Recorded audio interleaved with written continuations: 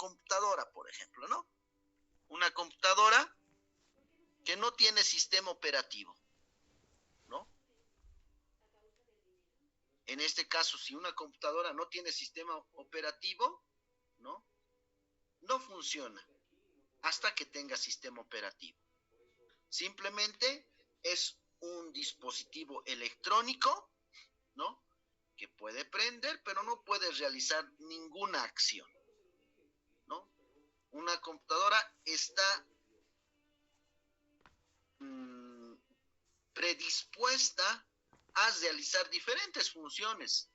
Sin embargo, si no tiene el sistema operativo, pues no lo puede hacer. Y más o menos haciendo una analogía es lo que plantea el señor Chomsky, ¿no? Que prácticamente nosotros somos seres predispuestos a la adquisición del lenguaje o al desarrollo del lenguaje. Él llama que nosotros tenemos un dispositivo de adquisición del lenguaje, ¿no? Y que este dispositivo nosotros lo empezamos a programar a partir de la asimilación de cómo funciona nuestra lengua, ¿no? En otras palabras, ¿no? Ya plasma que nosotros somos seres innatos, ¿no? Predispuestos a la adquisición del lenguaje, pero que si no habilitamos ese proceso de adquisición del lenguaje, pues no lo vamos a aprender. Pero, ¿y cómo lo vamos a aprender? Obviamente lo vamos a aprender a partir del entorno.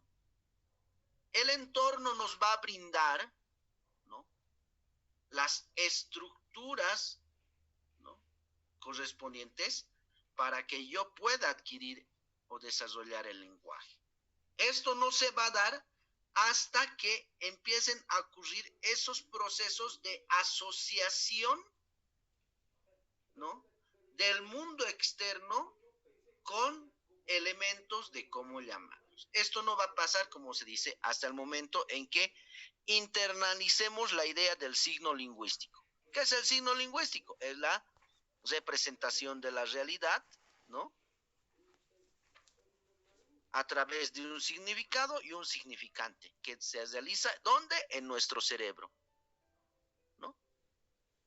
Hasta el momento en que nosotros no podamos asociar el referente con el significado, no se va a dar el aprendizaje, no se va a dar la habilitación de ese dispositivo de adquisición del lenguaje que les había mencionado, ¿no? Esas son las nociones que va planteando Chomsky, ¿no? Pero ya surge a una noción ya más mentalista. Las ideas de Skinner, si bien están basadas también en el estructuralismo, donde la forma de aprender el lenguaje es a partir de la generación de hábitos lingüísticos, a partir de el condicionamiento mediante la creación de hábitos lingüísticos, ¿no?, pasa a algo mucho más superior, que en este caso es que el lenguaje ya no es un proceso condicionado como en el caso de los animales, ya no es algo instintivo, sino que es algo que se da gracias a procesos mentales. Esos procesos mentales se tienen que dar a partir de la asociación de la realidad con una forma de denominarla para que ésta pueda ser manipulable. ¿Dónde? En nuestro cerebro. Para ser manipulable, obviamente yo tengo que aprender las formas del significante. Esas formas del significante están dadas, obviamente, en la lengua.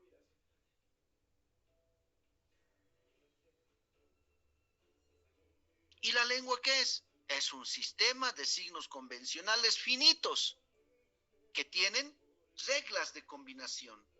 Esas reglas de combinación que nosotros vamos adquiriendo nos permite generar infinitas producciones. Y ahí plantea esa noción de la gramática generativa.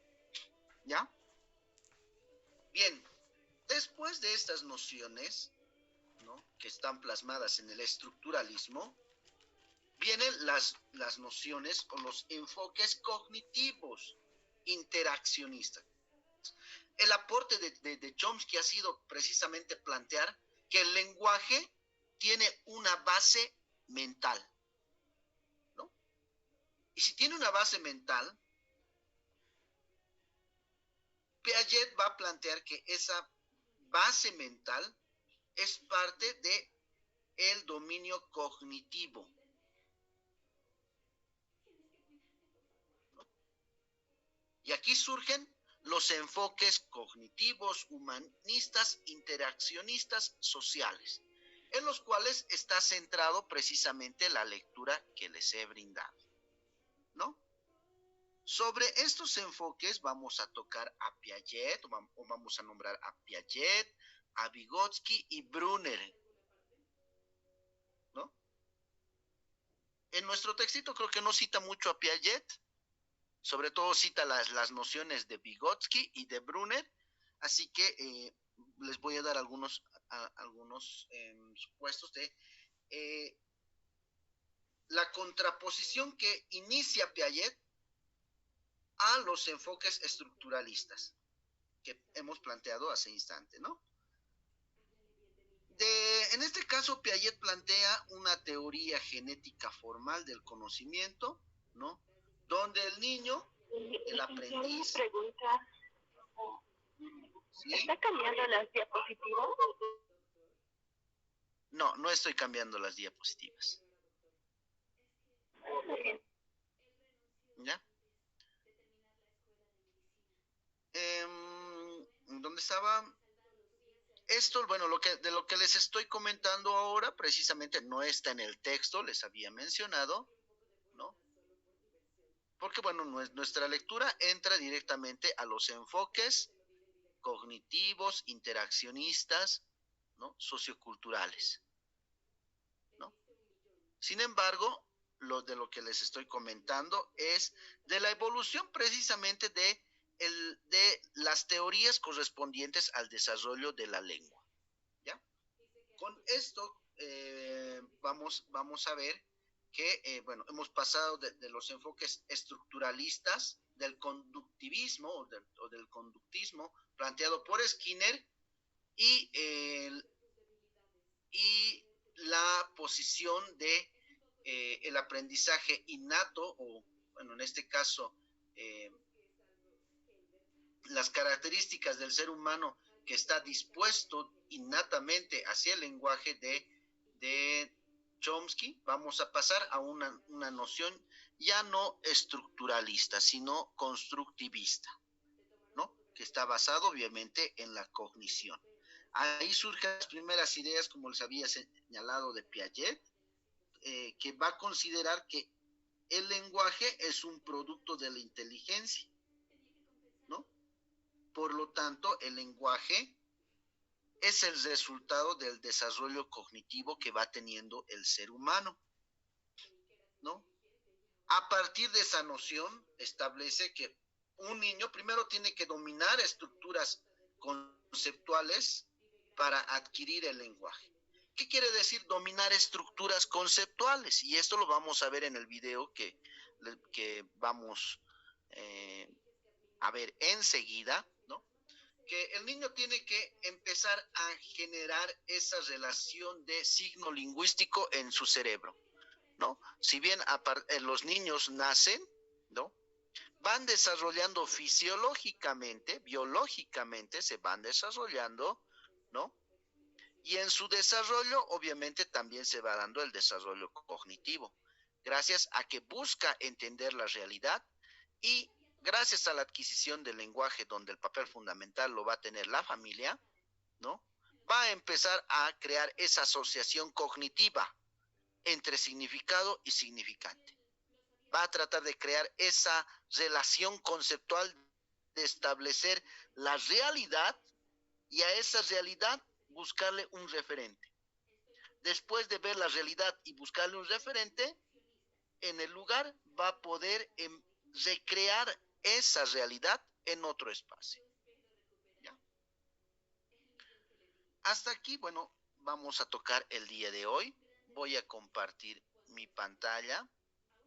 Lo que vamos a ver ahora nos va a permitir tener unas ideas previas mucho mayor, ¿no?, a lo que les estoy hablando con relación a la adquisición del lenguaje desde los enfoques, ¿no?, humanistas, desde los enfoques constructivistas, ¿ya?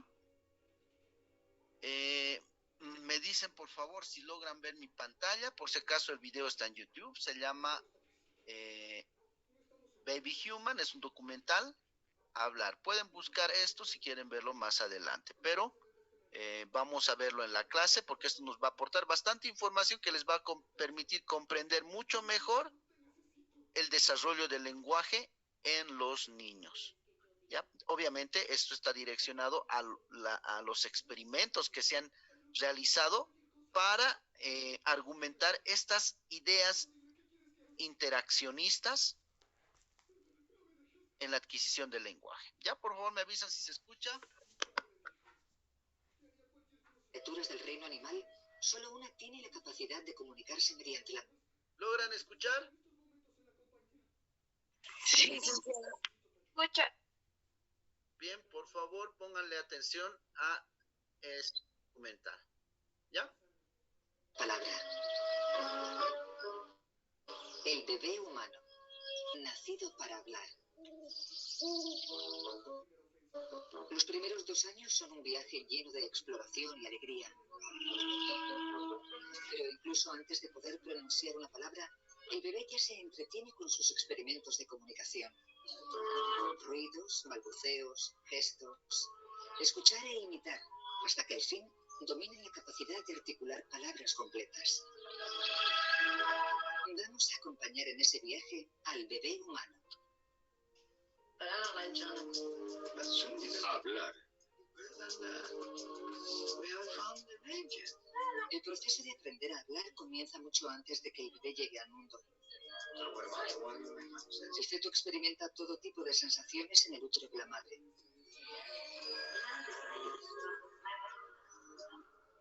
Un entorno idóneo para el sentido del oído. A las 24 semanas, el oído interno del feto se ha desarrollado y ya puede oír sonidos.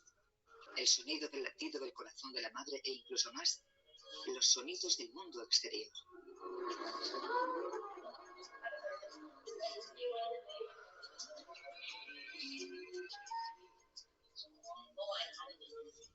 El más fuerte de todos, incluso más que el ruido de fondo del útero, es la voz de la madre.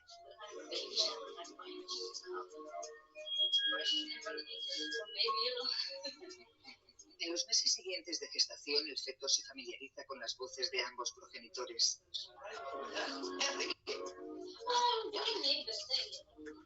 Esto es el principio de una comunicación constante entre el bebé y el mundo exterior. El bebé llega al mundo preparado para comunicarse, y al principio la mejor forma es llorar.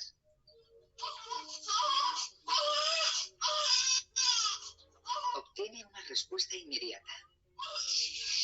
Llorar es un acto involuntario que muestra angustia.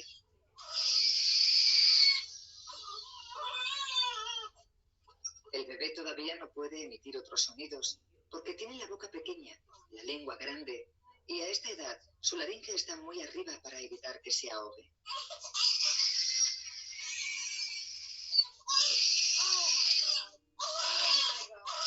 Pero aunque los lloros de Heather son involuntarios, su madre responde.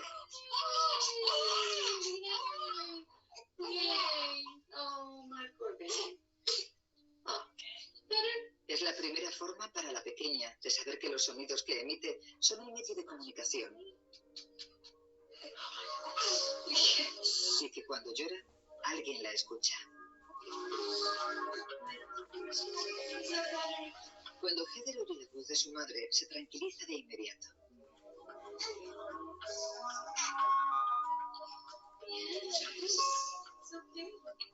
La investigación muestra que desde los primeros días de vida, los bebés prefieren la voz humana a cualquier otro sonido. Pero lo sorprendente es lo acostumbrados que están al lenguaje.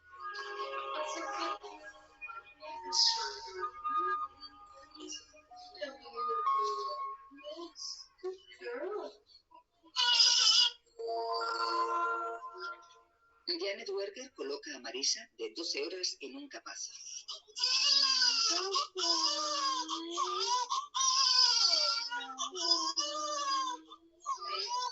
Le pone un chupete en la boca, conectado a un ordenador que graba la frecuencia y la intensidad con la que chupa el bebé.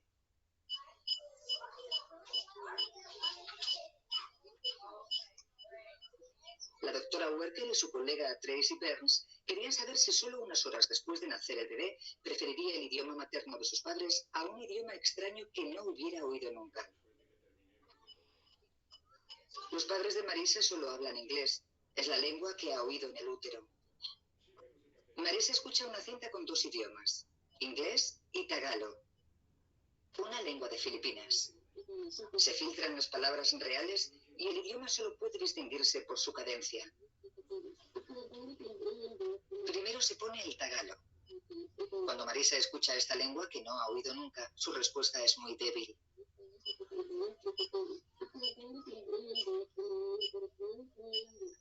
Pero cuando oye el inglés, el idioma de sus padres, reacciona de forma totalmente distinta.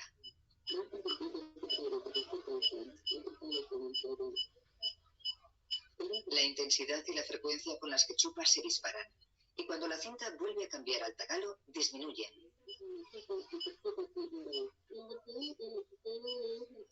Esto revela 2 hechos asombrosos: que los bebés empiezan a aprender las propiedades del lenguaje en el útero y que al nacer prefieren la entonación de su idioma materno antes que la de otros no conocidos. My doctor said I wasn't going to make it to my due date, so of course you get all excited and yeah. Rebeca, de 6 semanas, gira la cabeza hacia el sonido de la voz de su madre. A esta edad, Rebeca pasa el tiempo escuchando y absorbiendo. Tiene que racionalizar todos los sonidos que oye. Aprende que el tintineo de una cuchara es distinto de una tos. Y que esta es distinta del sonido de un pájaro. En este caótico mundo lleno de ruido, desde el momento en que nace el bebé, tiene la asombrosa capacidad de distinguir los sonidos del habla. Ese vehículo de comunicación único que distingue a la especie humana de otros animales.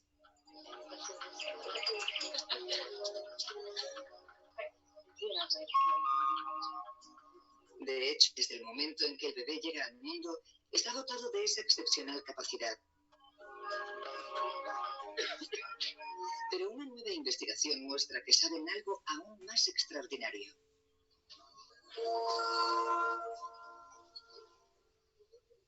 Nelson ha nacido hace menos de 24 horas. Durante sus 9 meses en el útero, ha oído a sus padres comunicarse en inglés. Como en el experimento anterior, el chupete está conectado a un ordenador que registra la frecuencia e intensidad de su respuesta.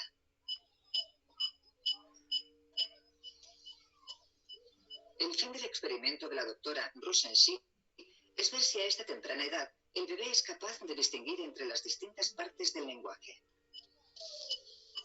Nelson escucha una cinta que contiene 2 listas de palabras. Lo primero es una lista de preposiciones y artículos, palabras que carecen de significado por sí mismas, como a, en o ello. Según escucha Nelson, el ordenador registra sus reacciones.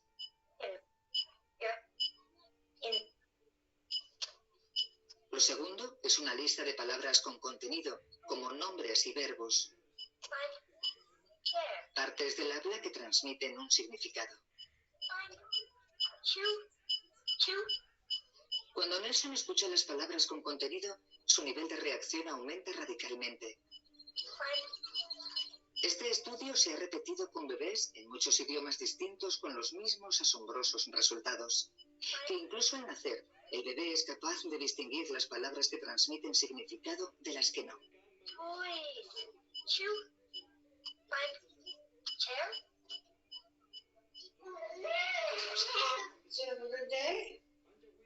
El repertorio de sonidos de Fénix, de 3 meses, acaba de ampliarse. Su laringe ha bajado al fin y a esta edad está absorto en una conversación con su madre. Cuando Fénix vocaliza, su madre responde, confirmando la comunicación, dando significado a sus expresiones.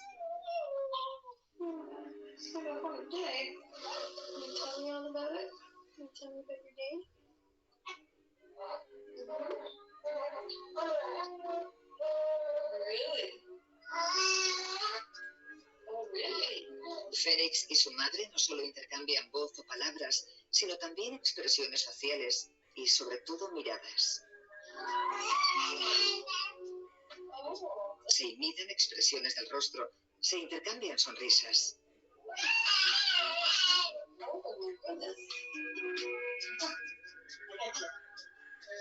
Se imitan expresiones del rostro.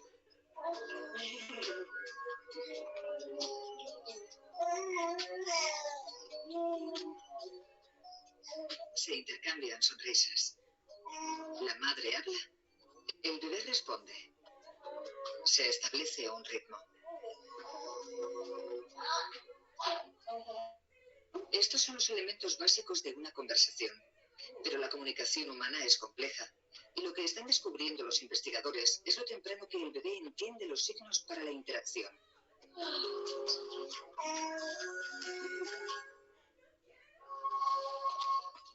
Los humanos se comunican con mucho más que con palabras. ¿Cuáles son esos elementos no orales que el bebé aprende a leer en otro rostro humano?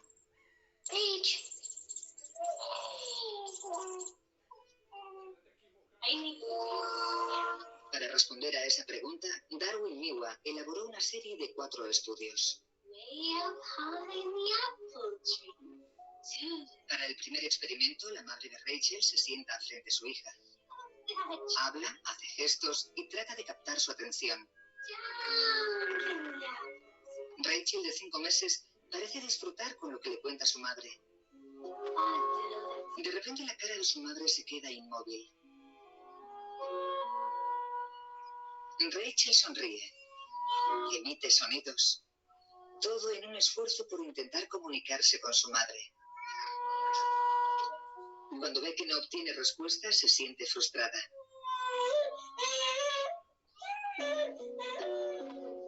Darwin Miwa concluyó que la razón de disgustarse era que su madre había roto la línea de comunicación sin avisar.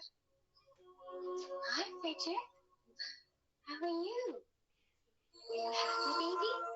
Are you happy? En la segunda parte del experimento, Bridget, de 6 meses, se sienta frente a una pantalla de televisión y mira una imagen proyectada de su madre, que está sentada en otro cuarto. Bridget ríe al reconocer el rostro y la voz de su madre. Hi. Hi. Después ocurre algo inesperado. Se proyecta una imagen de su madre boca abajo. Hi, sweetie. That's a good girl. Are you a good girl? Bridget deja de sonreír. See, mommy? Mommy upside down. Mommy upside Boca abajo, mamá no se parece en nada a mamá. down. Yeah. Bridget no sabe interpretar la imagen invertida como una cara. La cara se convierte en un objeto peculiar. Como ya no puede comunicarse con ella, Bridget se impacienta. Mommy's upside down. What are you looking at?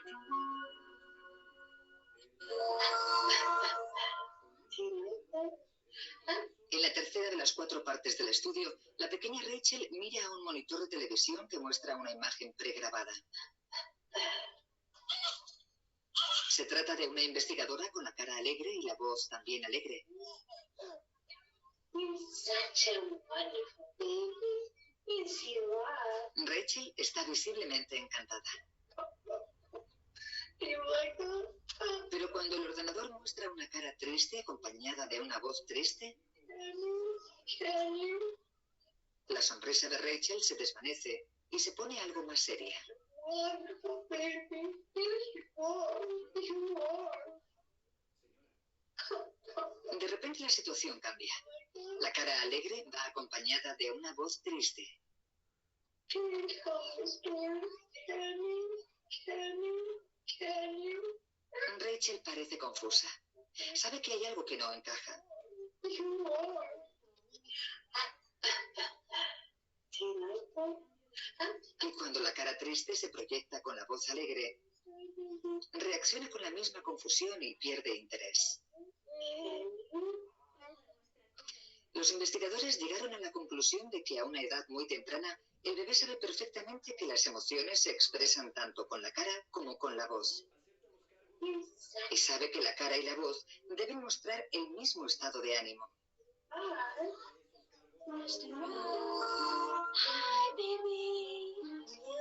La última parte del experimento se centra en la mirada, algo imprescindible en la comunicación humana.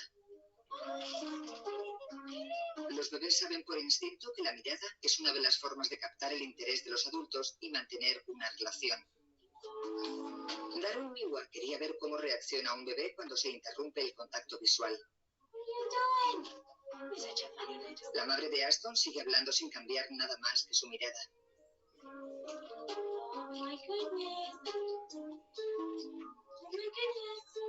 Al principio Aston intenta recuperar la atención de su madre, pero como no puede, se enfada.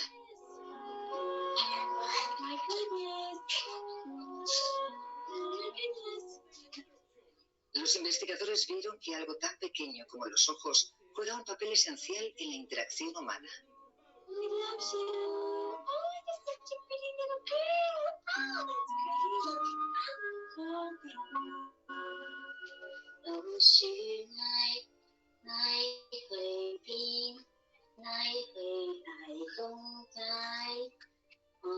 El bebé humano nace para ser un ciudadano del mundo.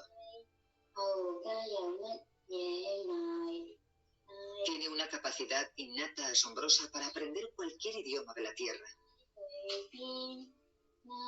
Pero si los bebés nacen con facilidad para todos los idiomas, ¿cómo se convierten en lo que los investigadores llaman especialistas en un idioma vinculado a una cultura? Esta es la pregunta que intrigaba a los investigadores. Matthew, de 6 meses, está sentado en el regazo de su madre.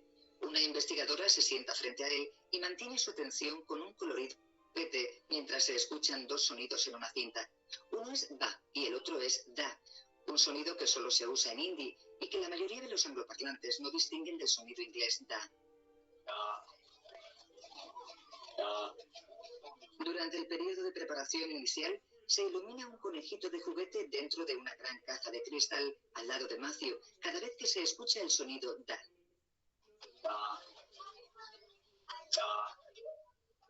Cuando se escucha el sonido ba, el conejito desaparece y Matthew se vuelve a la investigadora. El proceso continúa hasta que Matthew aprende a asociar el cambio de ba a da con el conejito. Matthew incluso gira la cabeza antes de tiempo cuando los investigadores retrasan la aparición del conejito. Matthew ya está listo para la siguiente fase del experimento. Se pone una nueva cinta, esta vez con dos sonidos da diferentes que solo se usan en hindi. Aunque son sonidos completamente distintos, un adulto que no sepa hindi no es capaz de distinguirlos. Pero Matthew gira inmediatamente la cabeza hacia el conejito al oír el cambio del da hindi al otro. Aunque nunca ha oído hablar en hindi, los investigadores confirman que a los 6 meses sigue siendo el oyente universal, capaz de distinguir todos los sonidos.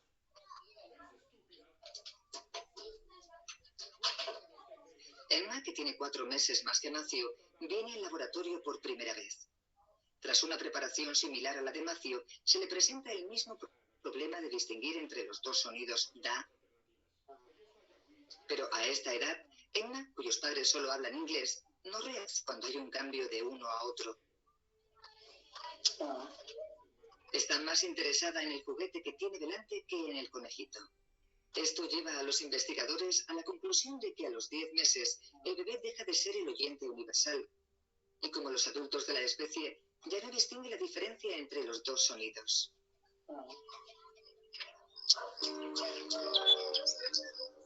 ¿Qué ocurre en el cerebro del bebé en la etapa entre los 6 y los 10 meses? ¿Por qué pierde su capacidad para distinguir sonidos de otro idioma? No es que el niño pierda esa capacidad, sino que el cerebro va clasificando el caótico mundo de los sonidos y selecciona los de su idioma. Comienza a filtrar sonidos que el pequeño no escucha en su entorno. Esto hace que el bebé humano sea incapaz de distinguir sonidos de otros idiomas.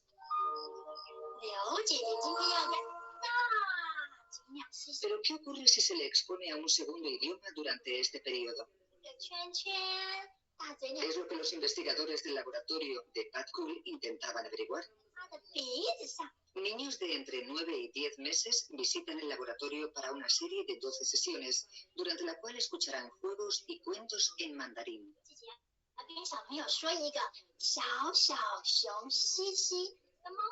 Aunque el mandarín no es su idioma, Delaney, de 9 meses, se acostumbra a escucharlo.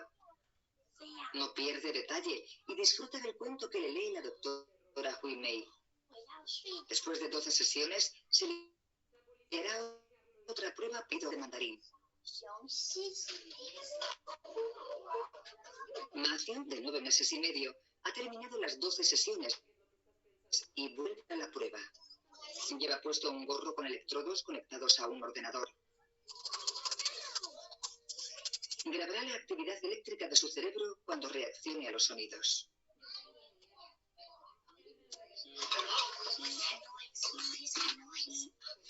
Al empezar la prueba, el juego visual de una investigadora capta la atención de Matthew para que se esté totalmente quieto.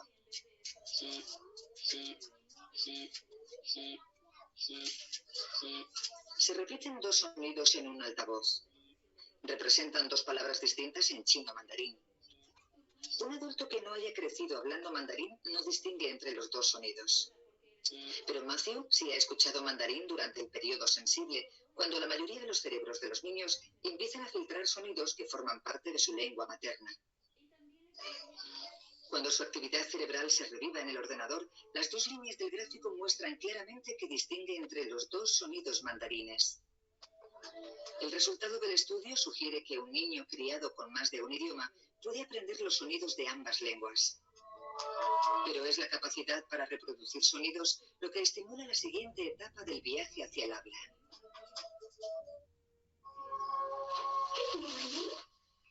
Saber qué sonidos son posibles en su idioma permite al bebé aprender dónde empieza una palabra y termina la otra. La madre de Paige le habla de la misma forma en que todas las madres del mundo hablan a sus bebés. Es lo que los lingüistas llaman habla infantil o idioma infantil.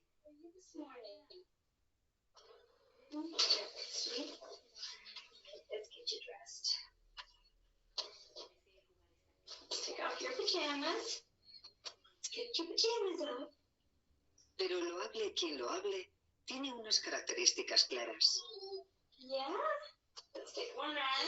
Un tono cantarín.